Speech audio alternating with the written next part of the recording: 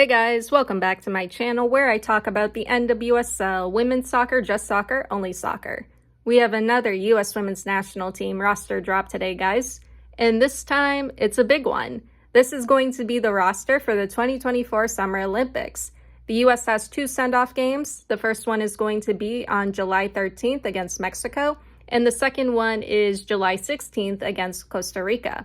This will be the last time we'll get to see the US in action before the Olympics. Because I'm recording this part in advance, I know for a fact that it doesn't matter who Emma Hayes selects, a roster for a major tournament or competition like this is going to be controversial no matter what. I feel like the attack, though, is going to be set in stone with Mal Swanson, Trinity Rodman, Sophia Smith, and Alex Morgan. Jaden Shaw is my personal favorite. I liked how she performed with the national team in the past. I would like to see Lily Johannes get selected, but that may not be likely.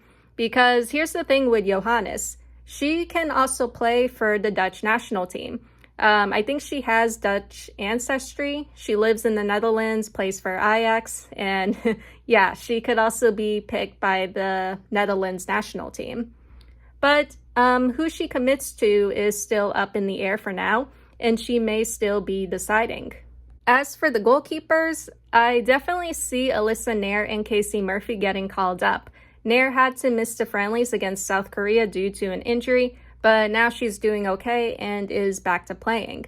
Murphy is just another solid backup to Nair and a solid goalkeeper overall, and she can definitely hold her own.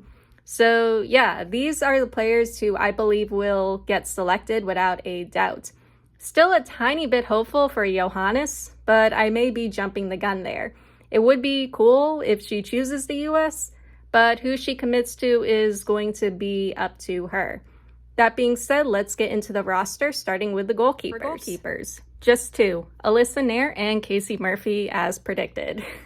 Yeah, pretty straightforward there. I already talked about them not too long ago, but I will add this. I like Alyssa Nair's performance in the CONCACAF Gold Cup and the She Believes Cup when it came to the penalty shootouts against Canada. I was actually reading my past articles where I talked about Alyssa Nair and the penalty shootouts. I even looked them up on YouTube.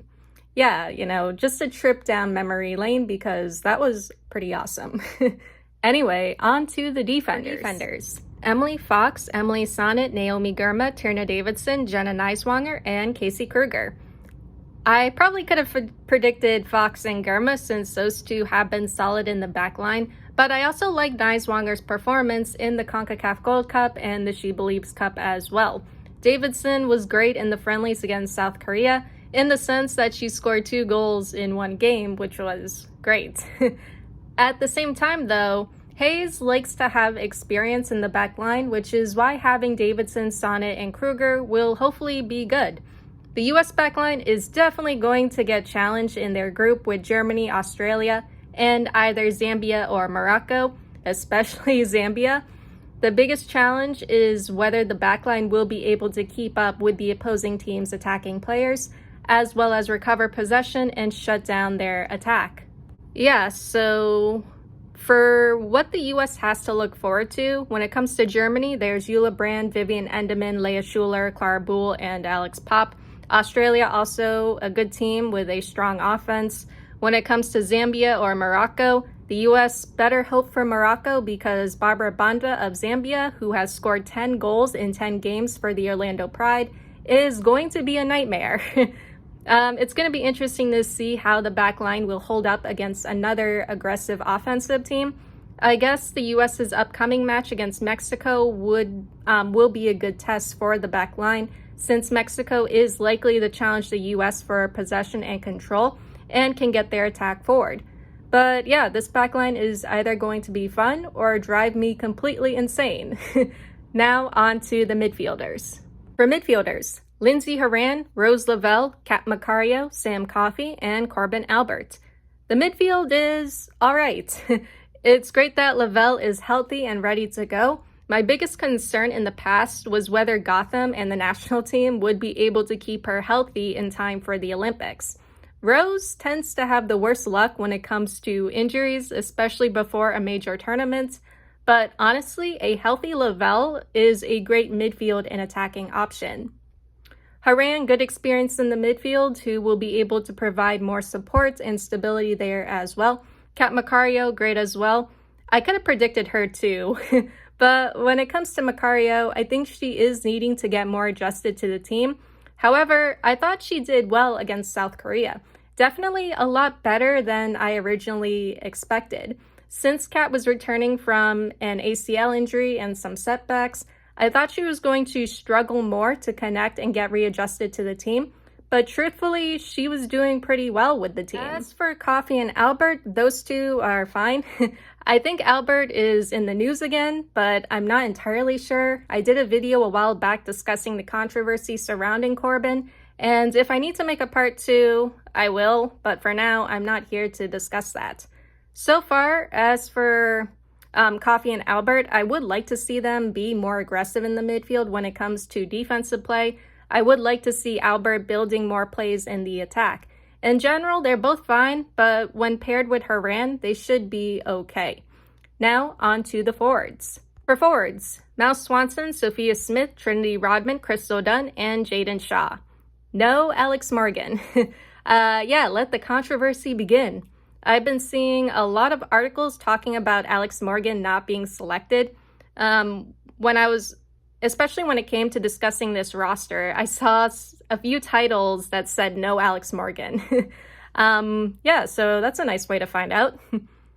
Yeah, I kind of thought her being called up would be a given due to her experience in the attack and the fact that when it comes to the national team at least, she has definitely improved a lot this year, especially when compared to the prior years under Vlatko.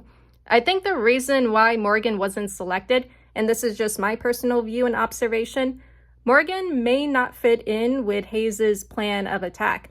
Hayes wants a quick moving and aggressive attack, and Morgan may not fit into that play style, especially when compared to the other forwards. As for the other forwards, Swanson, Smith, Rodman, Dunn, and Shaw, I get what Emma Hayes is going for. Like I said earlier, she wants quick pace and movement in the attack. And with these forwards, she's going to have that.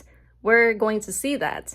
I think in one of the matches against South Korea, I even pointed out that Shaw played better with Smith, Rodman, and Swanson and appeared more active with them on the field. And I think that's because they're on the same page in regard to the attack and how they want to create build-up plays and go about their attack. However, I think the biggest challenge the attack and midfield will face isn't so much as getting forward and creating chances. They will definitely be creating a lot of those. It's going to involve building their chemistry more, connecting where it counts, and, of course, finishing their chances. Overall, it's an alright roster. There's plenty of talent, potential, and goal-scoring opportunities to go around. Definitely going to be a lot of those. I'm looking forward to seeing more of Shaw and Macario, but at the same time, I'm more interested in how this team is going to play. I guess we'll have to see in the upcoming weeks. Anyway, I'm just going to leave it at that. What do you think of this roster? How do you feel about Alex Morgan not being selected? Was it the right call? Will we see her again on the national team? That is all I have for you guys today or tonight, and I'll see you all in the next one. Later.